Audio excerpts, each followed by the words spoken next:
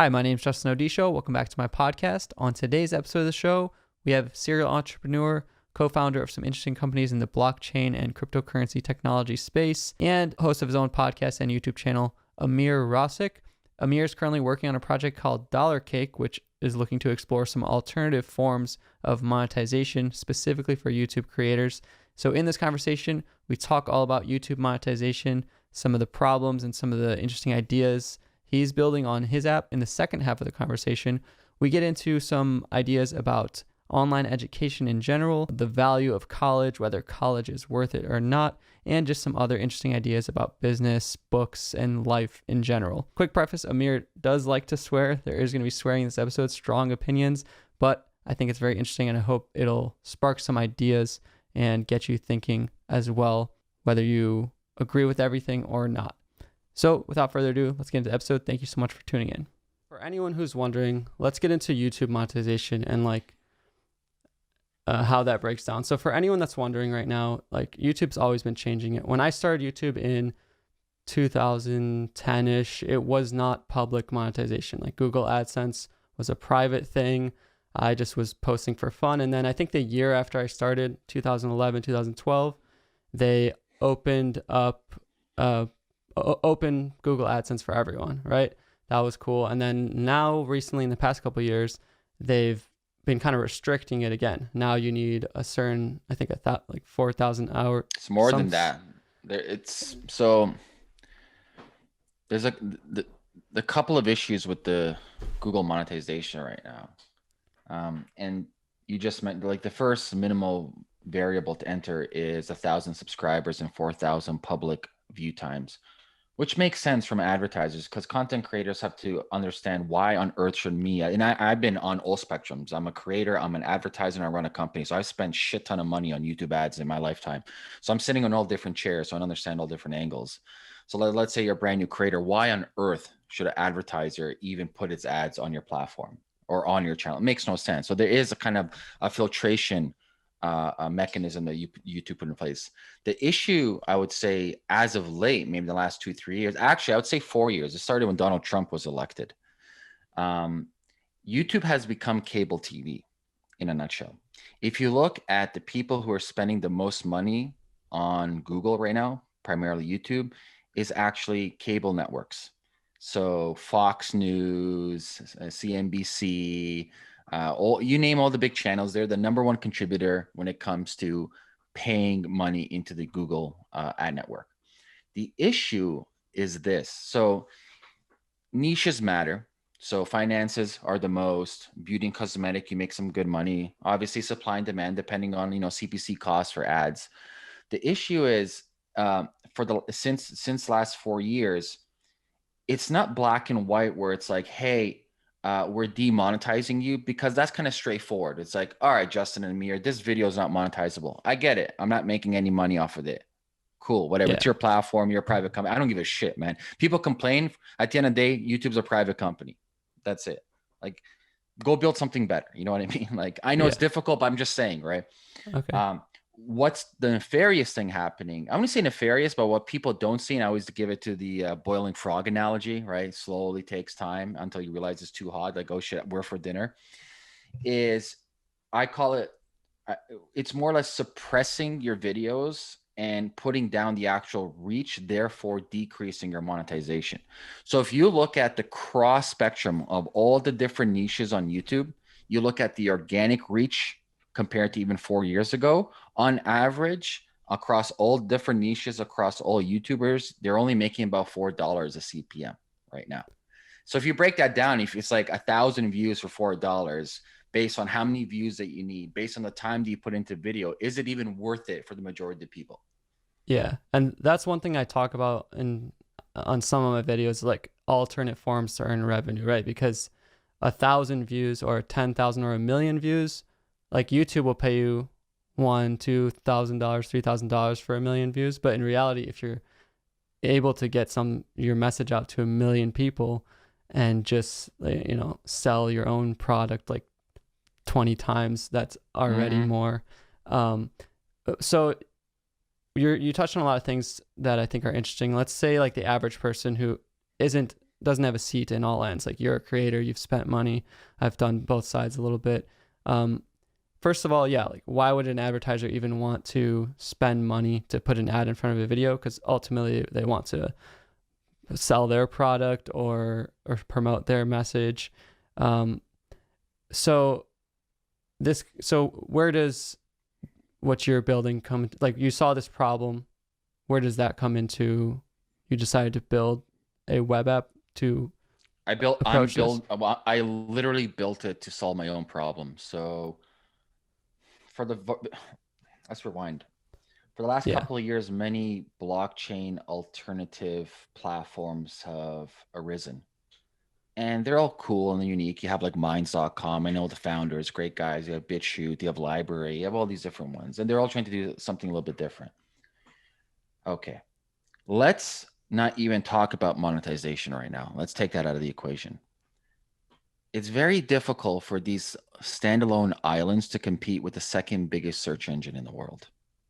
Even if you take monetization away, even let's say we line up 100 YouTubers in front of us, long tail. We're not talking about the Logan Pauls and the PewDiePies. We're talking about 60,000 subs, 100,000 subs. Even then, they're not really making that much money from YouTube. Maybe they're making $1,000, $2,000 a month. It's not like, oh, I'm rolling in fucking cash. Maybe it pays down the car payments or something like that, right? If we line them up and say, hey, we're going to take away your monetization, I guarantee you 99% of them will still stay on YouTube for the organic reach. It's very, very, this is what people forget. YouTube first is a search engine, then a video platform second. It's not the other way around. It's not a video platform, then a search engine. It's a search engine, then that's the reason why their fucking ad network works. It's first a search engine, then a video platform. Okay. Now you have these blockchain alternatives, which is like, it's a mind fuck for people to even understand it. Wait a second, like, I need to have a wallet. I need to do this. I need to do that. What's going on? I kind of don't get it. It's kind of slower because obviously they don't have the capital to have proper servers around the world. It's decentralized, blah, blah, blah.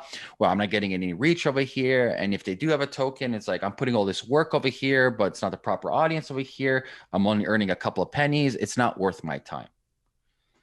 And so that's the thing. People have to compete with the second biggest search engine in the world and the highest and best converting ad engine in the world is YouTube ads, hands down. Compared to Facebook ads, even compared to like Google AdSense, obviously niche dependent. It all depends on your niche. But let's talk about finances and let's talk about health products, which I'm quite familiar with. YouTube, hands down, best conversion. When I look at my cost per click and I look at my CAC divided by my LTV for my clients or customers, hands down, YouTube is best conversion, LTV for any customer. Yeah, it's a little bit more money, but hands down, they spend the most. I get the best conversions on that. Okay. And yes, you have to fight Google Ad Network all the time, what you're allowed, what you're not allowed, blah, blah, blah. Okay. Yeah. So I was like, man, I'm so bullish on Web3, on it becoming the dominant form of technology in the future. But I'm also in the camp what Bill Gates talks about, where it's not overnight a new technology comes and supersedes an old technology. It takes time for this new technology to oversee old technology. And so there is a period of time when there's a hybrid version of both. So it's not like, hey, I got something better. All of a sudden, everybody jumps ships from Web 2, Web 3. And this is a big jump. It's not like a small jump. Web 3 is quite different than Web 2. And I was looking for a very long time to invest in something that's has a lot of similar features to YouTube, but also focuses on search first as opposed to being a video platform. I couldn't find anything. Then I started talking to my buddy who's an amazing engineer. He's been in the space for a long time, started multiple tech companies, and we started brainstorming, talking about it.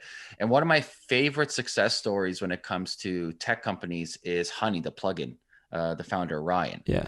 So if you guys aren't familiar with Honey, it's a simple browser plugin that aggregated coupon codes to get cheaper Amazon products. And I use it the minute it came out because I don't know about you, but as soon as I see a coupon at the checkout, I go to Google and I'll search for that fucking coupon. Yeah. And so they might lose me for temporarily, right? So you never, ever want to disrupt the buying process. So if I'm at the checkout, you don't want me to leave the checkout. I'm there. Yeah. I'm engaged. I got my credit. The very notion that I got my credit card out and I'm going to buy something, but then I'm interrupted by the fact I might save 20%. And so basically Honey aggregated, went to open API, started scraping the web and started aggregating coupon codes for the end user to save money. Now, this is a win-win for everybody. It's a win for Amazon because Amazon's increasing the sales or total people using it. It's a win for it's a win for the merchants, even though the merchants might be selling their product for cheaper, but they're selling more of it. And it's a win for Honey.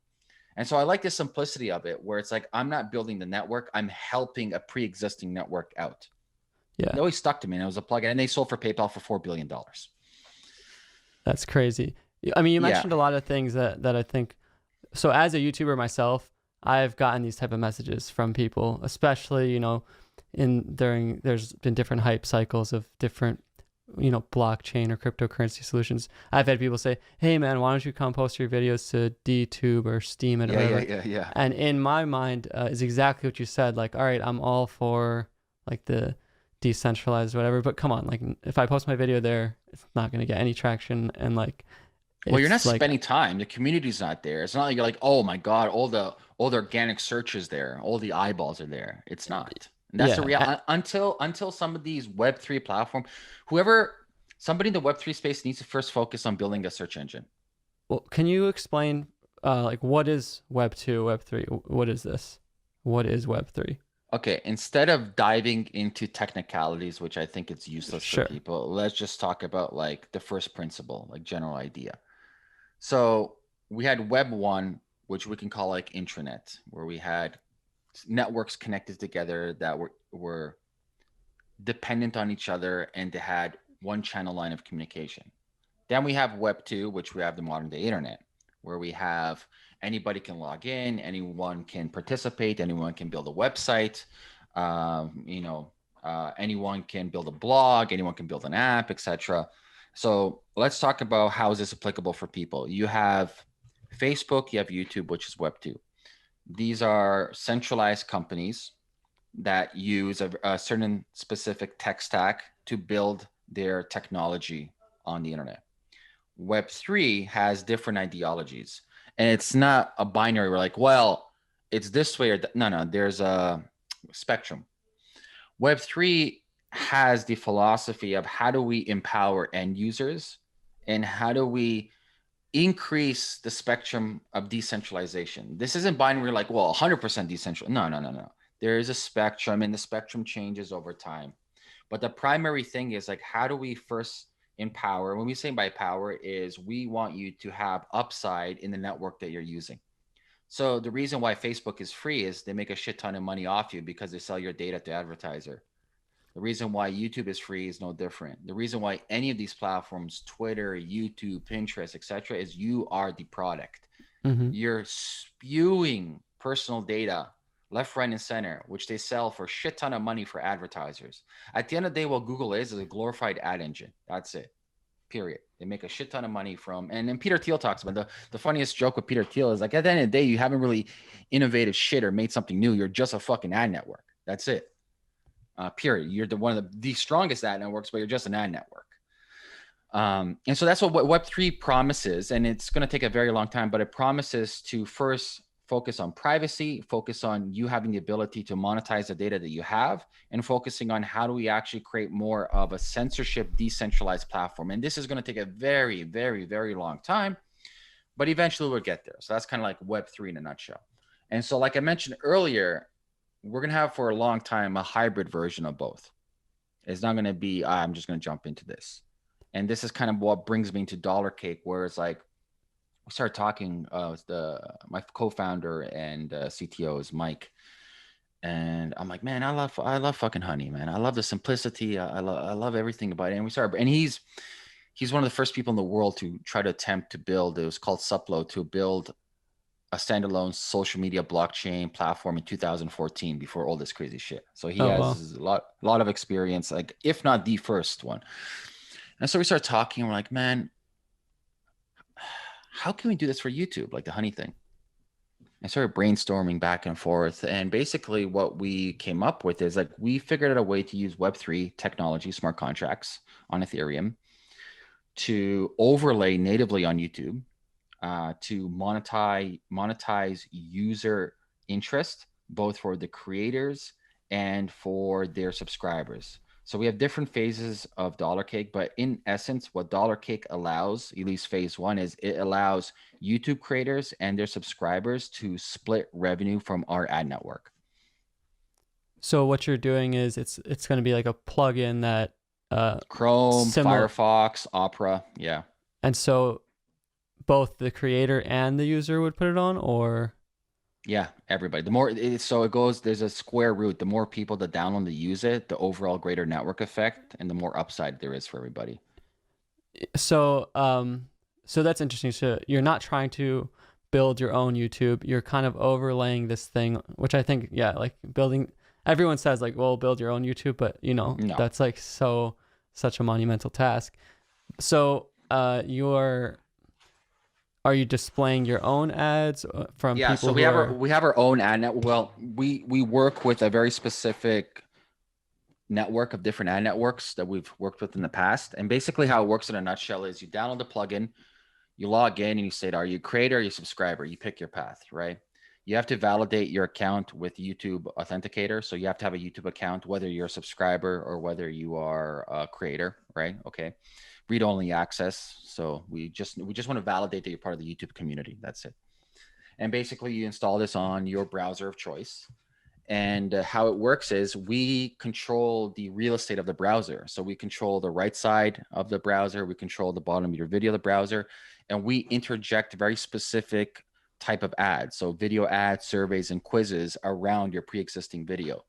That revenue that we get, the CPM that we get from those ads are split between you as a creator and your subscribers.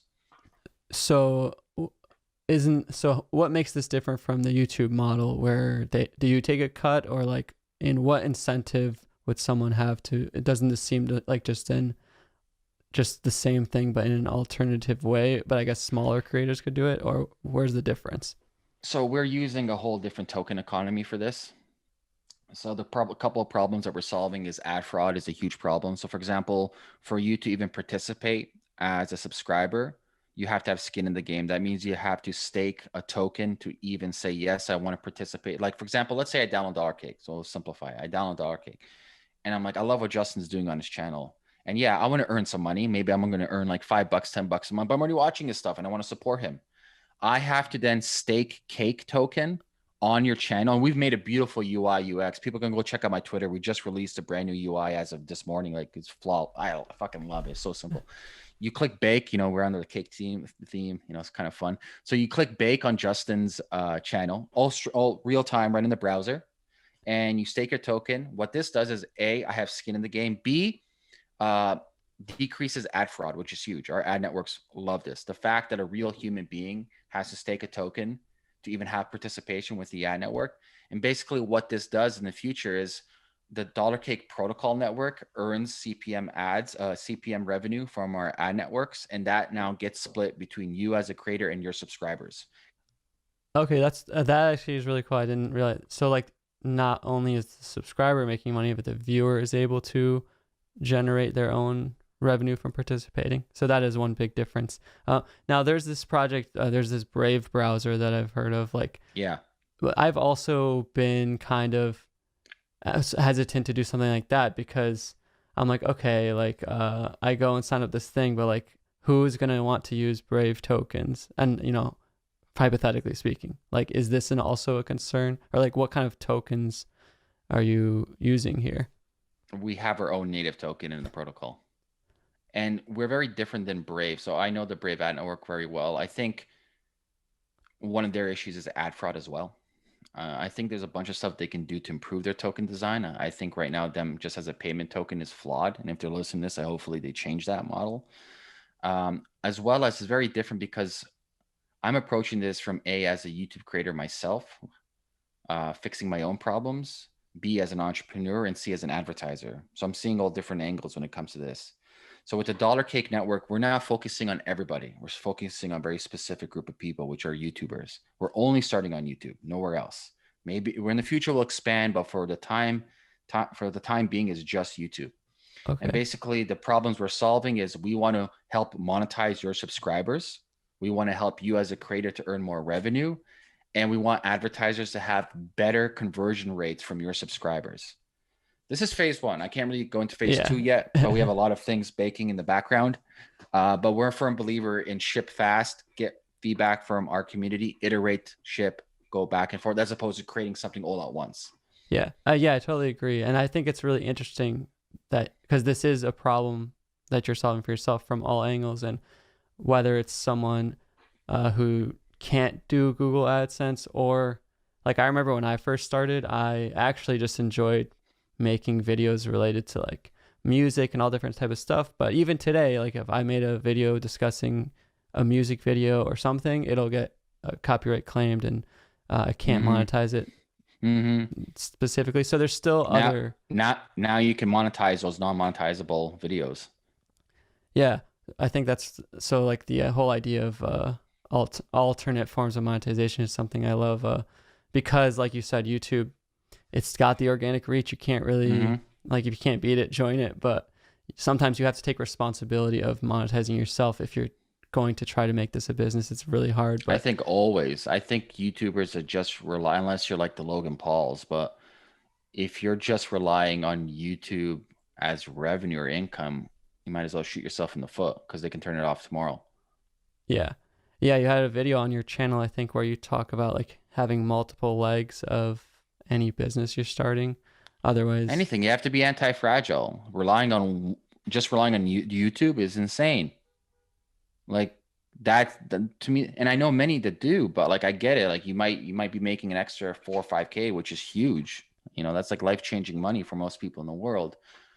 But tomorrow, YouTube's like, hey, we're retroactively taking away half your videos because of copyright claims. And that you see it every day happening right now. Or like, we just don't agree with what you're saying. And now you got 2 strikes in a row and you can't even protest these strikes, which we see happening too.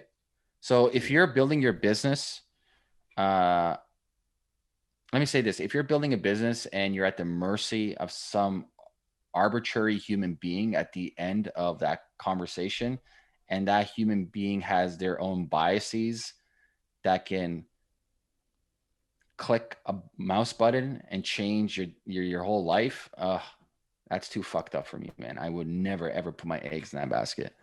yeah. Yeah, like I know I've got a lot of eggs in a basket, but I think it's important for everyone to at least have their own website domain, like www Build dot your own website. whatever. Build up your Yeah. email list, man. Build up your email list. I started my online journey in affiliate marketing with fucking ClickBank eons ago. Like I'm 35, 25, 20. Fuck. Oh wow. Wait, 35, 25, 17 years ago. Like eons Wow. ago. Like long, long fucking time ago. I always tell people get affiliate marketing, no risk to you. They've done the funnels, they've done the sales. Your job is to drive traffic. And we started using YouTube back in the day for that stuff. It was a gold mine. But start getting the affiliate marketing, start getting your email list building, start building a community. Maybe I don't recommend Patreon. Build your own fucking thing. Use Wistia or use like Vimeo or something like that. Host your own videos. Wistia is better, or like Kajabi, and create your own kind of membership platforms, or use ClickFunnels, etc. At the end of the day, start creating I like to call it start creating your, and James Schramko came up with, start creating your own racetrack. You want to own your own racetrack where you own your own horses. Yeah. So even as someone myself who's like, I'm pretty into different cryptocurrencies and studying this space, but even Yeah. myself, like you've said a lot of things that, w- uh, for one, like where can someone research if they want to learn more about this, like staking and smart contracts, and like what should someone know going into, because I think with cryptocurrency, a lot of people still, like maybe 99% of people still are like, all right, well, that's all scams, that's all like, is that something that you think about? No, it's not our job to convince people. So if you look at the adoption curve, there's really early adopters, there's early adopters, then it's becoming normal, then eventually becomes late stage, and there's people who adopt it very late. Um, One of my favorite articles of all time is Kevin Kelly's 1000 True Fans. Yeah. So it's your job as a business to first focus on the 1000 true fans. So for example, with Dollar Cake, man, I can't tell you how many fucking YouTubers we have lined up. Like we're launching a couple of weeks testnet first to audit everything. But man, we have Like literally hundreds of fucking YouTubers ready right now. Like, I want to use this now. Their audiences, crypto, finances. We don't have to educate them. Obviously, we're gonna have we're gonna have a huge educational portal talking with people. That's a given. But at the end of the day, they're not coming to us like, well, man, what's a theory? Man, you can come later. I like that. Yeah. Well, yeah, like the laggards, the adoption curve. That's interesting. And you know, this is something that I too have always thought of. Like, I can just kind of see a channel, and I always wish I could invest in that channel, or like I wish I could buy. Funny you And say that. So we bake that in to Dollar Cake, where if you're the first person to stake cake tokens on this channel, you take the most risk. You have more upside on all the CPM in the future. that sounds really interesting, because now the way to invest in a channel would be to, like, reach out to them, build a relationship, and invest in that way. But it would be funny if it was just like a stock market. But for YouTube No, channels, there's no, I know other it's not. there's other token protocols like a social roll, who are trying to tokenize individuals, and we're definitely going to be partnering up with them and making some composability. I'm not yet 100% sold on an individual token because it doesn't represent the greater ecosystem of that person's empire. It just represents like, hey, we have this token in this silo over here, but does that token represent the value in your merchandise? Does that token represent value on your digital sales? It doesn't. You know what I mean? Until that token somehow has connection to your greater ecosystem that you're building, then I don't think so. It's that valuable as of yet. Yeah. So I know you said you're still like you're about to launch the beta. So if anyone wants, they can check it out on Twitter. Dollar is it $_cake or Yeah. dollar cake? I'm sure you can find it. And look, I mean, I'm looking forward to checking it out now and actually seeing how it works. But the whole space is really interesting. Like you said, it's still really early. It might be like a hybrid, but I find that really interesting, and all the possible future ways someone can monetize. But if someone was to, like, so with Google, you get paid your AdSense check on the 21st, or like once a month, right? And it sends to your, how would this work? Do you cash out when you want? Do you pull your stuff out? So for you to participate in the ad network here, there's a minimum 30-day baking period. Once again, for ad fraud, everything we do is to help everybody. We want to reduce the um, token velocity. B, we want the advertisers to feel comfortable with certain YouTubers. C, the longer you stake pretty much states I have utmost value for my YouTube creator. So if I stake for 3 months with Justin or forever, I'm putting my skin in the game. I want to see Justin grow. Both of us in this relationship will have greater upside because we're staying in this as long as possible. So that's it. And now for cashing out, whatever you want to call that, it's a non-custodial wallet. You can do whatever you want. You can go to Uniswap. You can non-custodial. It's yours. We don't control any funds whatsoever. That sounds really, really interesting. So yeah, it's still developing, but I'm looking forward to that launch. And you said another interesting thing. You've been doing this for over 15 years, different types of creating and whatnot. And there's, as someone myself who's also been in this online creating space on YouTube, specifically online education, I've found some of your content on, like, basically, the education system as a whole really interesting, because I personally did go to college. I did graduate. I did have some student loans, but ultimately now I'm just kind of doing my own thing that I was doing anyway since I was a kid. And it's funny, I'm also teaching myself online, so it's like I am the online educator now. If people understand the history of where our school system came from, our Victorian model school system, they understand it's a scam. Period. The greatest scam, though, it's not even the education itself, because let's say it was 100% free and you weren't in debt, whatever. It's like they taught you shitty education. You lost a couple of years of your life, which is pretty fucked up. Time is the most important commodity there is, or resource. But what's the most fucked up thing, both for Canada and the United States, is one, tuition's backed by the government, and two, you can't claim bankruptcy on your tuition. So let's say you start retiring. So in Canada, we have a Canadian pension plan. In the United States, you have Social Security. And if you own student debt, guess what? Your Social Security, they start chopping away at it because you own it. So basically, it's indented slavery, servitude. And so basically, we have a school system which puts you into slavery because you're indebted for life. It's impossible. You're not going to really pay back that money, to be honest. We have now up to $2 trillion in debt and student loans. Above all, what they teach you is a joke in my mind. Zero real life skills. Like, listen, I love history. I love philosophy. I don't need to pay $100,000 to go to school to learn about philosophy because that doesn't make me fucking money. I read everything. I love Aristotle. I'll read about Nietzsche, Jung, Freud, like Joseph Campbell transformed my life. Nietzsche, Jung, these guys literally transform how I think, man. I have older encyclopedias and books on my shelves. I read them all the time. It's not like you walk out of fucking university. Oh, I'm going to become I'm going to get somehow a job right now. I'm a philosophy major. You got one job, maybe a teacher. That's it. You know what I mean? Like now you're in debt 80K. So it's like the world is moving so fast. Times are changing very fast.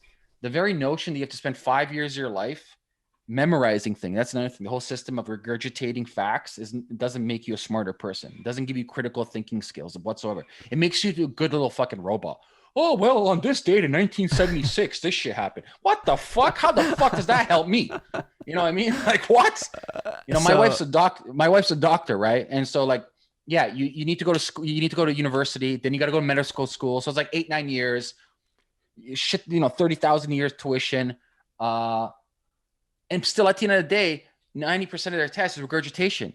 But when you go to doctors, like they literally every doctor, they have encyclopedias and all the knowledge on the computer, and they pull out their book. It's not like they're fucking pushing the shit out of their head. You know what I mean? The whole model of regurgitation is an obsolete model.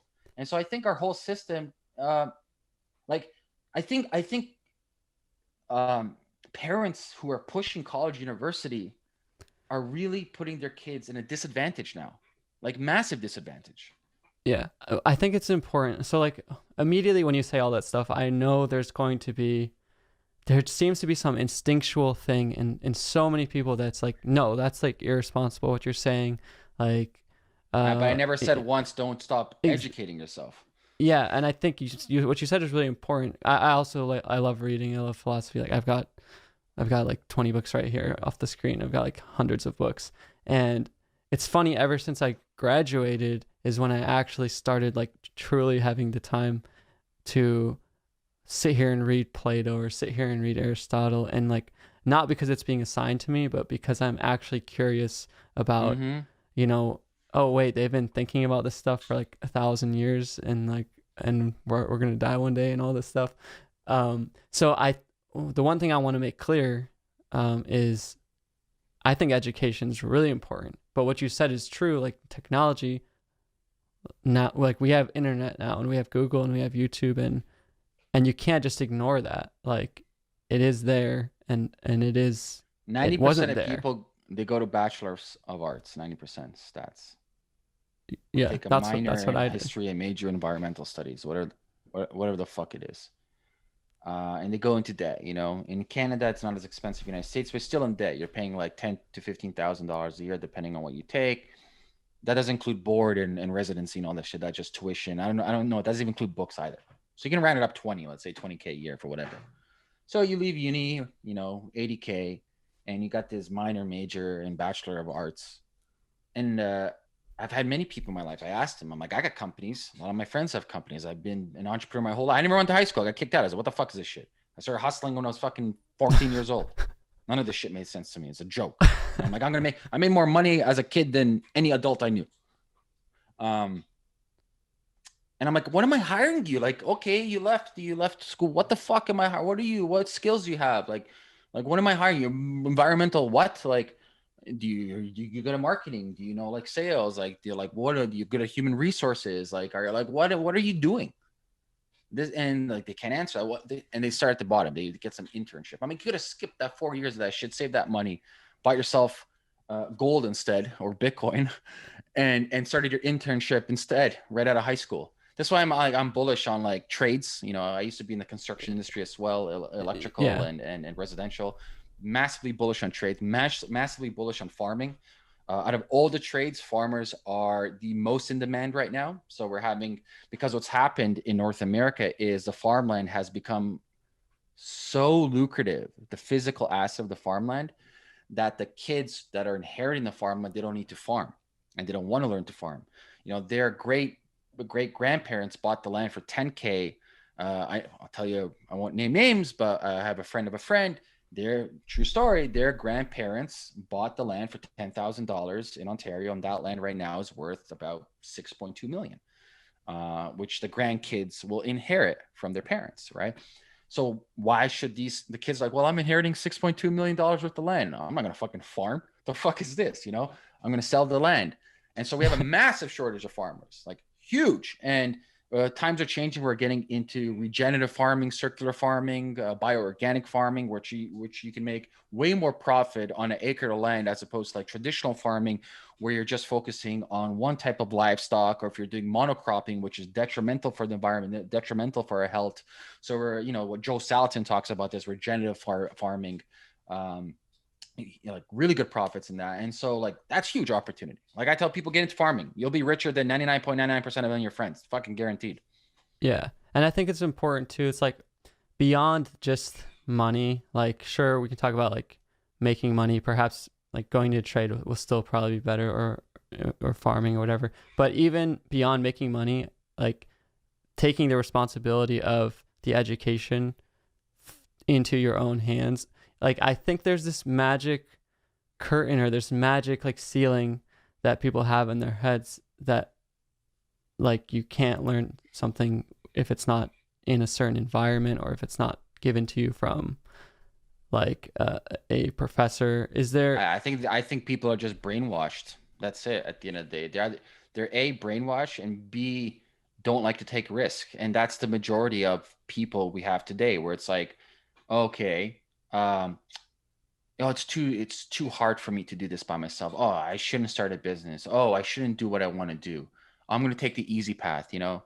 There's a famous saying from Joseph Campbell: he who thinks he knows doesn't know, he who knows he doesn't know knows. And so you have a majority of these people who think they have a blueprint for life, like, oh yeah, my life is solved. I'm going to go to uni. I'm going to get a bachelor of whatever, and I'm going to go join, you know, big four auditing company, KPMG or whatever, and my life is set. Little they know, they're a fucking commodity. They can get their ass fired any single time. They're nothing special. They're under stress all the time, and they follow the Joneses, right?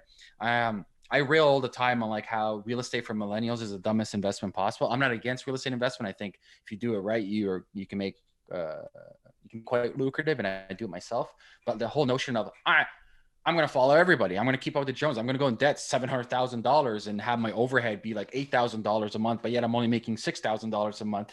I think the whole idea is like a lot of people are in a malaise, in the stupor, where they're never paused to think of like, is this what I want myself? Like, what do I want in life? Like, what do I care about? What makes me happy? Like, what turns me on? As opposed to like, well, I'm doing it because of my culture. I'm doing it because of my religion. I'm doing it because of my parents. I'm doing it because of blah, blah, blah, blah, blah, blah. And it's never because I'm doing, because I fucking want to do it, because this is what I want to do. Yeah, that's really important. Like, you know, a lot of things. I think I wasn't old enough to, like, my parents were saying this and that, and then once you get old enough to finally like build the confidence, like to do your own thing and take your own risks. So I mean, the school system now is like you talked about hiring, because you hired people, and Yeah. you know, I haven't really hired people, but you know, I've had people help me on certain tasks and jobs, and I mean, you should like, I like to look for, especially in this creative industry, like just show me that you've done this, like show me that you can do this, and that you. Mm-hmm. Mm-hmm. So I mean, like you said with the Web 2 and Web 3 thing, perhaps it's not going to be a binary switch, but I do feel like the old way of like having the credential of this resume that's been filtered, that nowadays I think even some big companies like Google and Facebook They are publicly saying, said they don't care anymore. yeah, and that was something that, you know, people would say like, well, companies are going to ask you for this, But now it seems like if you just say, Listen, I'm primarily speaking for the North American market and primarily in the startup land and even like the big corporations like in Canada you got Shopify. We have a bunch of big tech companies. They're all public about it. It's like we at the end of the day, what companies care about the most is talent acquisition, right? Human capital. And they don't give a fuck if you just woke up underneath a rock. If you're really good at what you do, they'll hire you. End of story, point blank. Hell, man, this is the whole reason why we have Headhunter. They hunt the best people around the world, regardless of what fucking diploma you have. That's at least North America. I know I have business associations in India, which is still a little bit different. India is still formal, where it's like, I need that diploma, but things are changing. Like even within the tech industry in India, and obviously code is a little bit different. If you can code, you can code. You don't have to convince. Show me your GitHub. Show me GitLab. Like, let me see your code set. And at the end of the day, you can talk all you want, but just show me your work. But even in India, in the tech sector, it's changing. Like people are like, we just want performance, right? So I think the world is kind of waking up and realizing that like you don't need a traditional path. I'm not telling you don't go to school. I'm not telling you anything. Don't even fucking listen to me. I tell people never listen. Don't take my advice. Like, please don't listen to me. But I think everybody should really pause and audit what they're doing in their life, why they're doing it, and if they're following everybody else, that should kind of ring bells for them. If you follow everybody else, that equals mediocrity. You're a commodity. If you're following everybody else, there's no differentiation between you and the next 50 million people doing the exact same thing. And so I view it that way. It's like, if you're an individual and you're thinking about going to school, or if you've gone to school, or if you're working in a corporation, at the end of the day, listen, the most important thing, we just said this, is time. You and I are going to die. We might die today. I don't fucking know. Whatever. I might die tomorrow. I might die 50 years. I don't fucking know. Whatever. We die. Don't lose that time. Time is the most important thing. One thing, hopefully, and I'm hopeful for it, and I see the stats. I looked at data. I'm not an optimist. I'm not a pessimist. I'm a pragmatist, where like I looked at data. Like, what does the data tell us? And obviously, data is not black or white, where this is the 100% truth, but gives us a general notion of what things are going on. Cool. And so the data today is people are now more interested in community-oriented type of living. Here in Ontario, and so I have an estate about 2 hours north of Ontario, which I'm moving into right now. We have property sales increased by 66% north of Toronto. All right. So if you guys aren't familiar, Toronto, fourth biggest city in North America. We have about 8.5. They call us like the little New York. So we're huge, metropolitan, super expensive real estate. It's about like 550 to 600 square foot. More expensive than Vancouver, not as expensive as San Francisco, but still really expensive. It's like $1.2 million for a detached home with no garage in Toronto. So just imagine that cost. And so basically what the data is showing right now, people are fed up with like, well, before COVID, what I was doing, spending an hour and a half in traffic one way, an hour and a half traffic the other way, losing 3 hours of my life, working crazy fucking job, not saving anything because of my mortgage is $4,000, my insurance, my car, my cell phone bill, my maintenance, my taxes. Like, I'm up to debt to here for what? Like, how's this living? Because someone told me I need a fucking house. Get the fuck out of here. This is insanity. Like if you keep on doing the same thing, and I don't know, I think Einstein said this, or someone said, if you keep on doing the same thing and you're expecting different result, that's the definition of insanity. You're spinning the same fucking wheel over and over again. And so what we see now, the data is telling people are like seeing the silver lining. And this is what I hope, at least with COVID, there's always some benefit in darkness, is people are like, I'm done with this shit, man.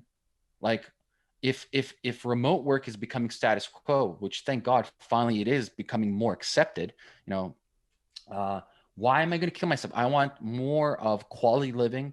I want more deep-rooted connection with my community. I want a simpler life. I always tell people this, and they look at me like I'm crazy. We still have some hunter and gatherer tribes today, like in Papua New Guinea, Amazon jungle, etc. You look at their life; they have 12 hours of leisure time a day.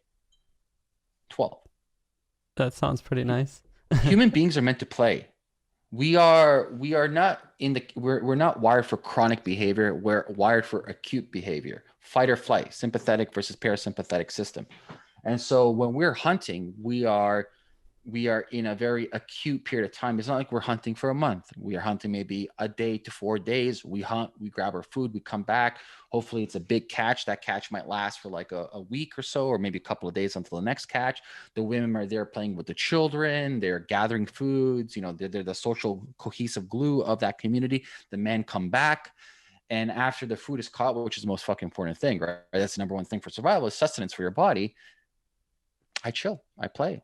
All right. So play is missing from our life. And the early data at least showing us that people are slowly snapping out of this. And why I bring up cottage country is 60% plus sales in small cottages since COVID, where people are like, I'm opting out, man. At least for Ontario, I don't know anywhere else. I'm just paying attention for data over here. But people are like, I'm done. Why am I going to be spending this much money on a house or condo in Toronto? I can sell this, buy something, pocket money, work for remote, be closer to nature, focus on getting healthier foods from my farmer. Like people are, at least, you know, some people are snapping out of this this haze, this stupor that we've been in. We're like, you know, it's at the end of the day, big city living, for what it's worth, for majority of people, it's a scam. It's way beyond their means. It's just it's unaffordable. And there's no community. I remember the most miserable time I was in my life. I lived in a condo. Yeah. We had to move there while my wife finished med school because we didn't want to travel. And I agree with him, like, fuck it, we'll buy a condo across the street. And we did. Like, you can throw a paper plane to the school. So she walked around in PJs right to school. So we bought a condo there for 4 years while she finished med school. And I fucking hated it. I want to shoot myself in the face. I'm like, I couldn't stand it, man. Like, you understand, like, I grew up in like big land and it's like, I grew up in the outdoors. And I didn't know my neighbors. I never fucking saw my neighbors. I didn't know my neighbor to my left. I didn't know my neighbor to my right. You know, we had different schedules. They were nocturnal. I'm a morning guy. I wake up at 5 a.m.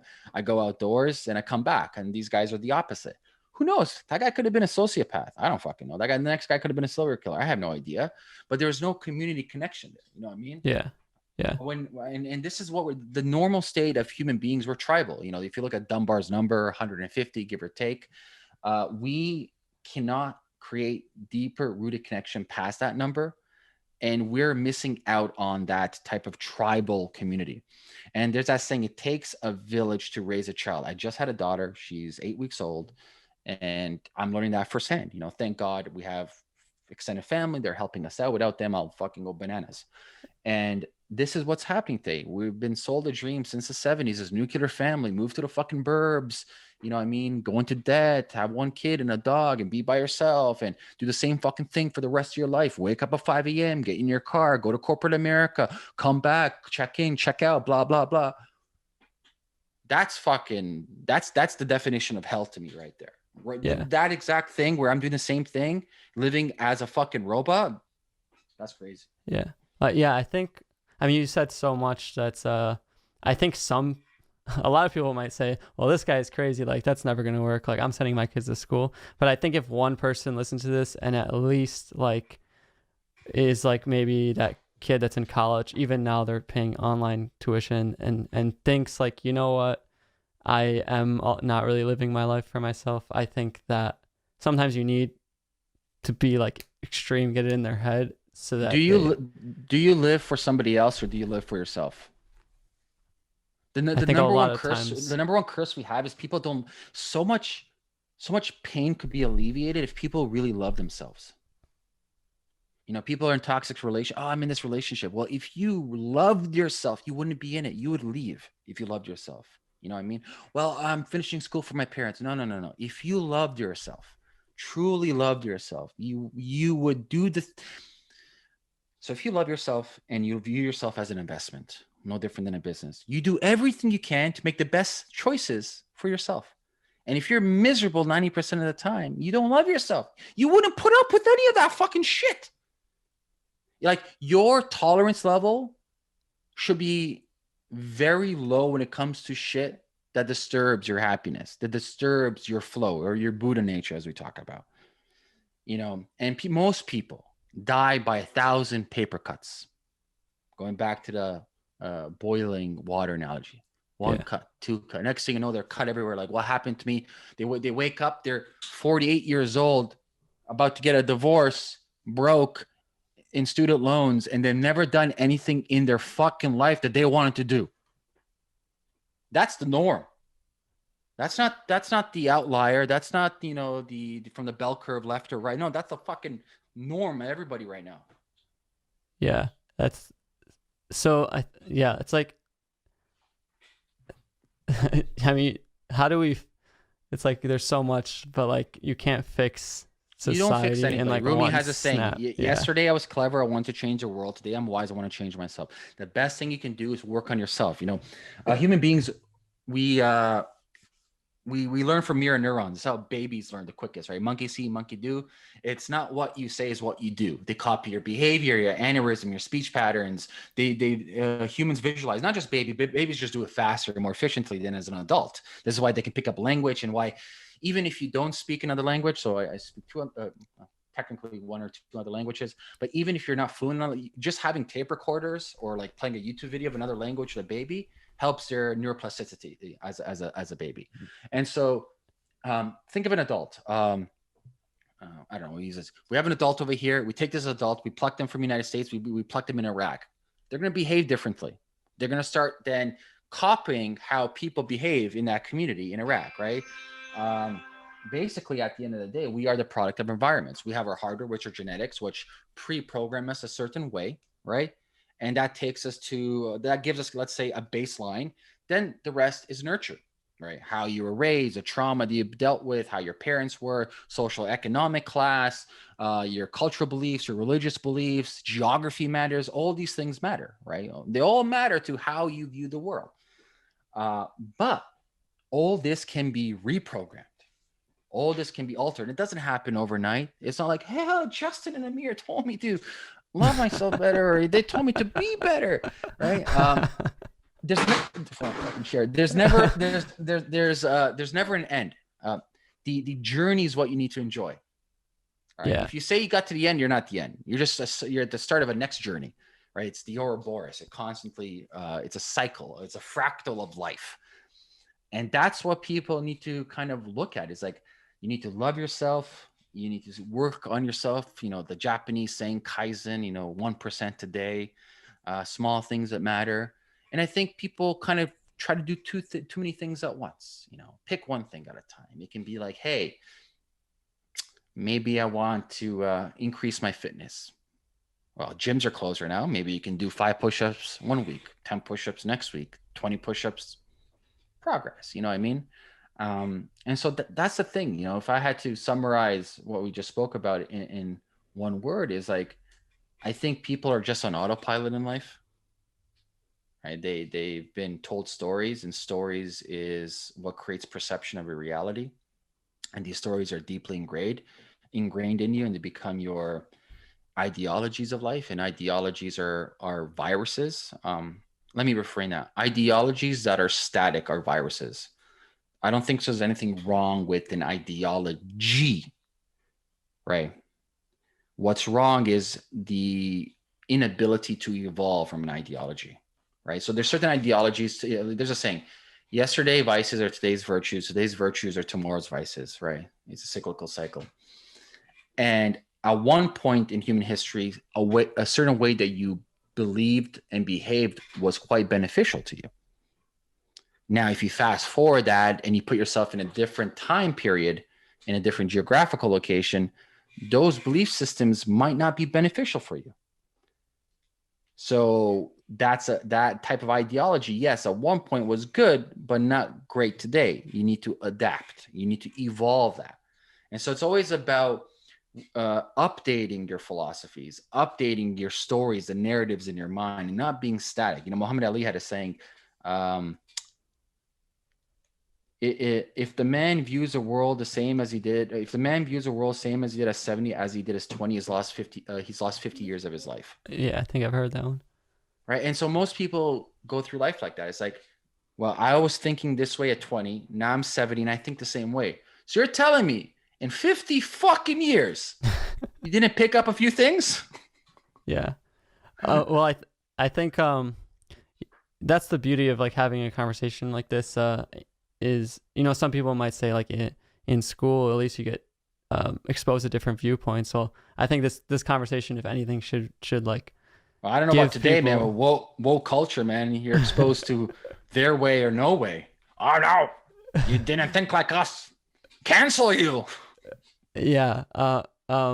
Yeah, I think like, it just goes to show you like even you can still expose yourself to different viewpoints, like different books, especially throughout time. Like something, I mean, you're referencing a lot of books, like, if you only engage with what is modern, what is today, like written today in the past 20 years, 50 years, like, are you really exposing yourself to different viewpoints versus what's written 500 years ago, 1,000 years ago, mixes of different cultures and geographies in different places, because that is so, does sometimes I think like, who would I be if I was born like in France in 1600? Like, who knows?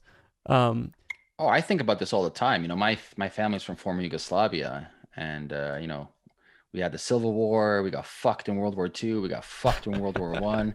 Nonstop war, bro. Every generation of my family, people have been killed. So I've lost numerous family members every single fucking war. Poor country, all the former Yugoslavian states. And I always think, but man, if I was, if I lived there and I went to, I would be like straight gangster. I don't give a fuck. The only way for me to survive would be fucking like a fucking warlord or something like that. You think I'm gonna be like bend over and take shit from me? I don't give a fuck. Like, I'll do what I can to like survive in this shit, man. Like, I actually think about it. Like, if I put myself in a certain position, like how this environment, because you're genetically programmed a certain way. Like, how would I evolve or kind of, I wouldn't even say survive, thrive. How the fuck I would look at thrive? How would I become the fucking top dog in this place?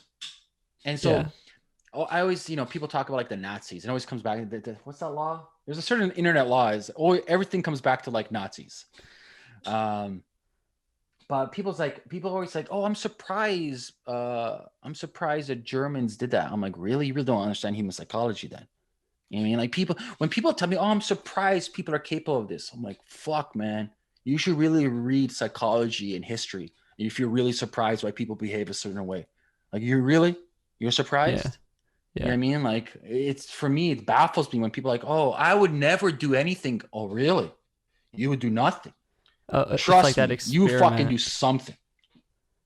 Well, yeah, then they do that experiment where they put people like the Milgram experiments. Yeah, and they like had them shock people, and it was the average person just like shocked people like to extreme amounts. Yeah. You don't know the guy. The guy's an actor, but you don't know he's an actor. And you're given power, and you're following authority, and you don't know the guy that just told you to do that. You just met this guy, and this doctor comes in and is like, no matter what, doesn't matter what he does, just keep on turning it up or shocking him more. But you don't even know that guy's an actor that's getting shocked, and these fuckers kept on shocking him. Yeah, I think they didn't even think. They just listened to authority. Which is a good metaphor for like exactly a lot of stuff that you've brought up and that we've been talking about. Like, I think in like wrapping up this interview, I think it is, like you said, don't take advice from me, like never take advice from anyone, but at least start thinking truly, maybe for yourself, even if that means something crazy, like, well, maybe something I've been told my whole life, like this certain path, perhaps I can do something else. I don't want anyone to like think we're just recklessly saying like, oh, just drop out and just like do this and just like whatever. But at least I think it's very beneficial to at least examine what you're doing and make sure, if you can't answer why you're doing it, then think about like why you're doing it. You should at least know why you're doing it. So, I mean, you seem like a very driven, motivated guy. I guess wrapping up here, I mean, I'd love to ask you tons more like books that you'd recommend or books that you're reading or what you're working on. But people can first find these projects that you're working on, like Dollar Cake. That's your main focus right now, I guess, online. And they can also follow you on YouTube and Twitter to see what you're talking about. I'm most active. I'm shooting the shit there, shit talking on Twitter. Yeah. And, if you like this type of energy, definitely check out more of Amir's stuff. But any final thoughts that you're kind of working on or something you'd like to close off with? Mm.